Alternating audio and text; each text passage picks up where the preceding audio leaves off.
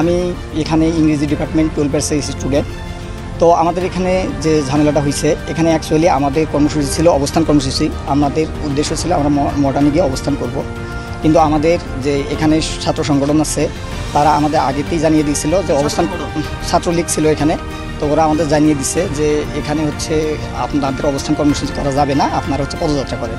আমরা সেটাতে একমত হয়ে আমরা এখানে পদযাত্রা করার জন্য ইচ্ছুক ছিলাম, কিন্তু তারা পরবর্তীতে আমাদের আরও ফোর্স করে আমাদের যে সবার সাথে কথা ছিল আমরা হচ্ছে পদযাত্রা করে চলে আসব।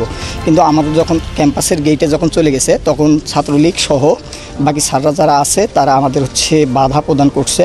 স্যাররা অ্যাকচুয়ালি যখন সামনে আছে তখন পিছন থেকে এবং তাদের যারা তৃতীয় পক্ষ ছিল তারা স্যারের উপর আক্রমণ করে সেই দায় আমাদের সাধারণ শিক্ষার্থীদের উপর চাপানোর চেষ্টা করছে।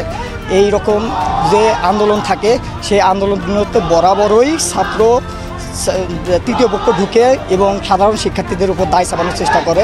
তাই আমি আপনাদেরকে নিশ্চিত করতেছি যে এখানে না, এখানে আমাকে ছাত্রলীগের সভাপতি আমাকে চট থাপ্পড় মারছে।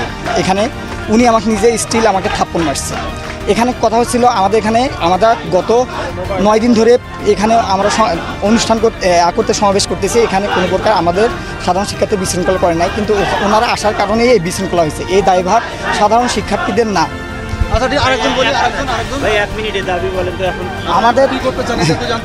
আমাদের দাবি আমরা এখন বর্তমানে এক দফাতে পৌঁছাইছি, সেটা হচ্ছে সকল প্রকার অযৌক্তিক কোটাগুলো, বৈষম্যমূলক কোটাগুলোকে দূর করে প্রথম থেকে চতুর্থ শ্রেণী পর্যন্ত যথাযথ কোটা সংস্কার করা। আর এখানে আমাদের হচ্ছে বিচার বিভাগের সাথে আমাদের কোনো সম্পর্ক নয়, আমাদের সম্পর্ক হচ্ছে নির্বাহী বিভাগের কাছে। কারণ আপনারা জানেন সংবিধানের 29 নম্বর অনুচ্ছেদে বলা হয়েছে সরকারি চাকরিক্ষেত্রে সকল নাগরিক সমান সুবিধা ভোগ করবে। কিন্তু এখানে আরও আছে যারা অনগ্রসর জনগোষ্ঠী আছে, তাদের জন্য একটা নির্দিষ্ট কোটা ব্যবস্থা থাকবে। এটা কোটা ব্যবস্থা কিছু সংখ্যক অনগ্রসর জনগোষ্ঠীর জন্য এটা সাংবিধানিক অধিকার, কিন্তু 18-এর পরিবর্তে যেটা করা হয়েছিল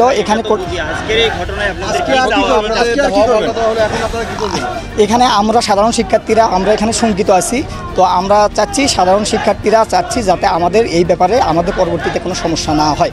কারণ এখানে যে সমস্যাটি হয়েছিল সেই সমস্যাটি আমরা সাধারণ শিক্ষার্থী দায়ী না। এখানে তৃতীয় পক্ষ ঢোকার কারণে, তারা বাধা দেওয়ার কারণে এই পরিস্থিতি হয়েছিল। সুতরাং আমরা আশঙ্কা প্রকাশ করতেছি। সুতরাং আমাদের আশঙ্কায় সারা বাংলাদেশের শিক্ষার্থীরা একমত প্রকাশ করবে বলে আমি আশা পোষণ করতেছি। কারণ